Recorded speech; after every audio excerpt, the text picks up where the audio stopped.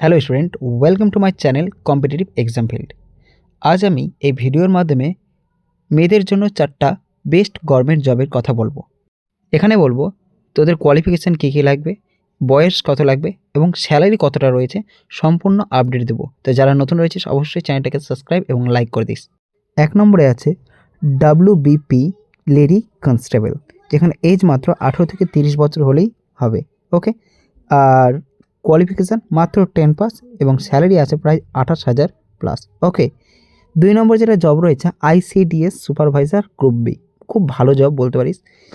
Age এখানটায় 21 থেকে 39 বছর লাগবে, কোয়ালিফিকেশান গ্র্যাজুয়েশন এবং স্যালারি প্রায় 37,000 প্লাস রয়েছে। অতএব এই চাকরিটা আমার মনে হয় খুব ভালো চাকরি।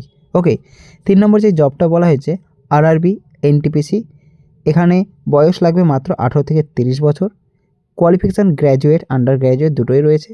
এখানে স্যালারি রয়েছে প্রায় 60,000 প্লাস, পরবর্তীতে আরও তোর বাড়বে। যাই হোক, চাকরিটা কিন্তু খুব ভালো, খুব কম পড়াশোনাতেই পাওয়া যায়। ওকে, 4 নম্বরে এই জবটা মেয়েদের খুব প্রিয় জব বলতে পারিস, ANM GNF জব, ডাক্তারি এক কথায়। তো এজ মাত্র 17 বছর প্লাস, কোয়ালিফিকেশান 12 পাস এবং স্যালারি প্রায় 26 থেকে 35,000 মতো থাকে।